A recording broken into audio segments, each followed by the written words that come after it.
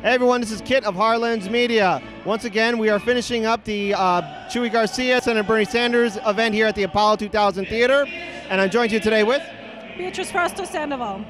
Now, essentially, during our live stream that we were covering on our Facebook page, you were at least explaining your story about the struggles you had to deal with, as well as the struggles your family had to deal with, and how has that basically helped you run for this office that you're running for?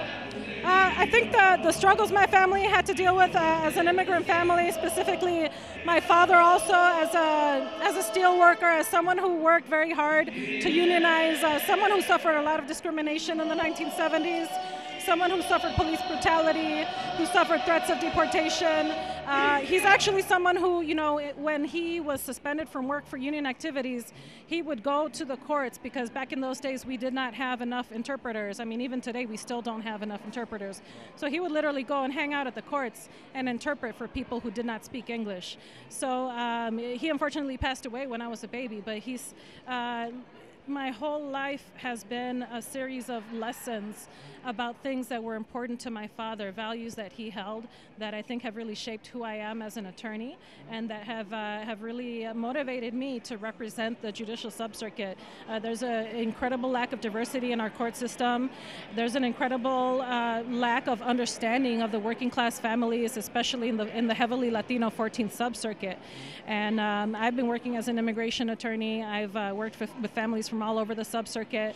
I see my own family reflected in them. I see my parents' struggles reflected in them. I see the discrimination that my father had to deal with. I see the struggles that my mother had as a single mother. And it really motivates me to be a judge of the people, to be someone who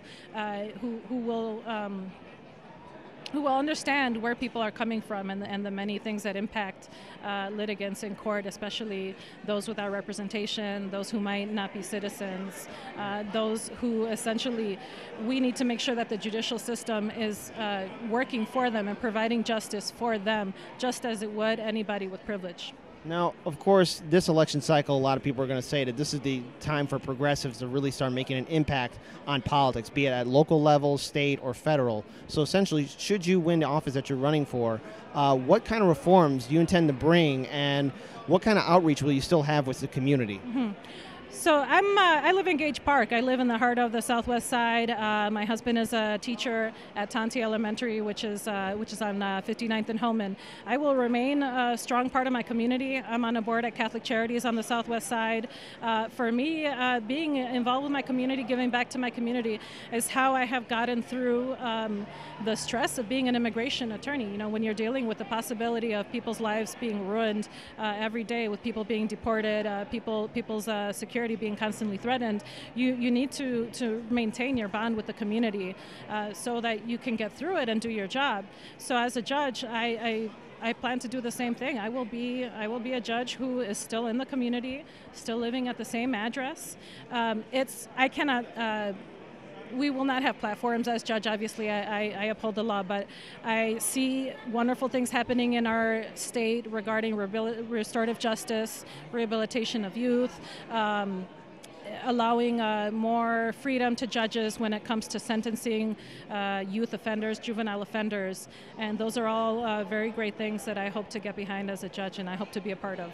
Now, during the live stream that Harlan's Media was covering, both Chuy Garcia as well as Senator Bernie Sanders both mentioned that DACA recipients are in danger of being deported due to the Trump administration and a Congress that really won't really defend them. So essentially, for those who live in the Chicagoland, Cook County land area, what do you intend to doing, or at least ensuring that some of them will still remain here in this state, at least? We have the benefit of being in a state that has passed legislation on different levels to protect DACA kids. So while we definitely need a national fix, I think that our focus should be not only on DACA but on protecting everybody. ICE has been going into the courts, even into Cook County Court. I know they picked up someone recently who was there for traffic court, and they picked him up in an elevator in front of his children. So we need to strengthen the protections for all our immigrants at the county and city level, so that ICE knows that they can't come in and just push us around, that we have our own laws and we protect our citizens, our residents, regardless of their status. And final question for our viewers and subscribers who perhaps want to learn more about your campaign, where can they find you on social media? You can find me on my Facebook page, Beatriz for Sub-Circuit Judge, or on my website, beatrizforjudge.com, and that's BEATRIZ for judge.com. All right, thank you so much for joining Hard Lens Media. Peace, everyone.